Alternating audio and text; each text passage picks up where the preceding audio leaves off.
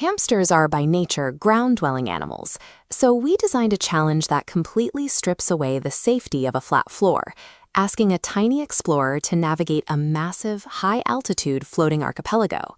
At the very base of this sprawling structure, our explorer begins its journey. The objective is waiting at the absolute summit, an isolated treasure island holding a massive payload of treats. To get there, the hamster has to contend with one strict architectural rule.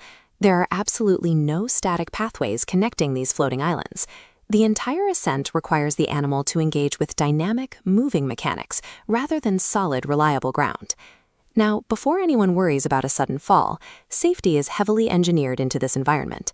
Suspended safely out of frame, directly beneath the entire structure, is a high-tension, invisible safety net designed to catch any slip instantly. With the risks mitigated, this floating course serves as a fascinating test. We are watching millions of years of deeply ingrained ground-level instincts interact with the shifting physics of a vertical environment. The ascent halts almost immediately at the first major gap between platforms. The distance across the empty air is far too wide for the hamster to simply jump.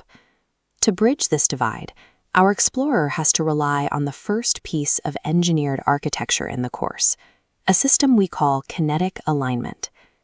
Ambient air continuously flows through the environment.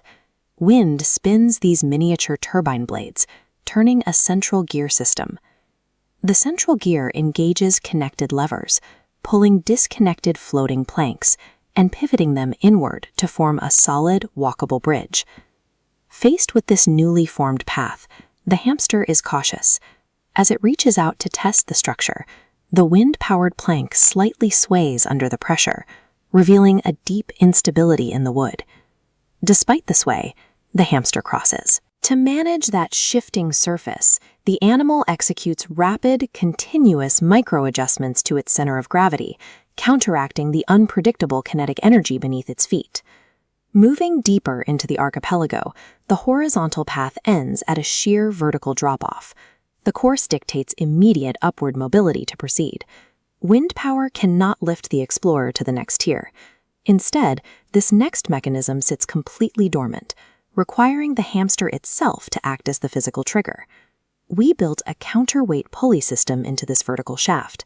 The tension in the lines isn't random. It was mathematically calibrated to the precise gram mass of this specific hamster. This diagram outlines static equilibrium. The forces are initially balanced.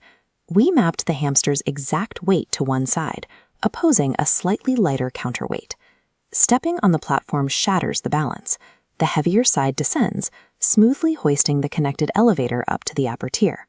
Approaching the physical elevator, you can observe a distinct biological hesitation.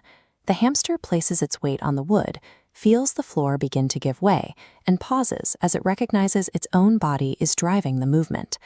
By riding the platform to the top, the hamster adapts to a mechanic where its own physical mass, usually a hindrance to climbing, becomes the primary force behind its ascent. Disembarking from the elevator, the summit is finally in view, but the drop-off stretching out between the hamster and the final goal is visually intimidating, revealing a massive expanse of empty air. At this extreme altitude, the ambient air currents are highly erratic. The wind synchronization powering this last bridge spins the planks aggressively, making this the least forgiving crossing on the course. Our explorer, however, has crossed these kinetic spans before. Standing at the edge, it watches the violent sway of the wood, analyzing the erratic rhythm and applying its previous experience before committing to a move. Timing the sway perfectly, the hamster strides directly out over the void, maintaining perfect balance as the mechanics shift beneath its paws. Crossing this final volatile gap shows the animal can translate the balance adjustments from the lower bridges to a much more erratic, high-altitude crossing. The final pause finally hits solid wood.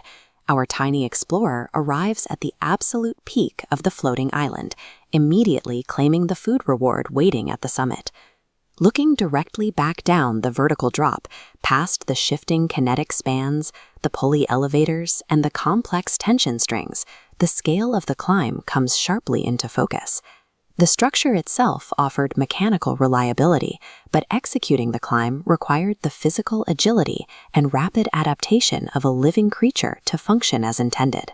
Navigating this vertical archipelago successfully points to an immense creative potential for miniaturized engineering challenges, and it leaves us with one immediate question: what kind of expedition do we build next?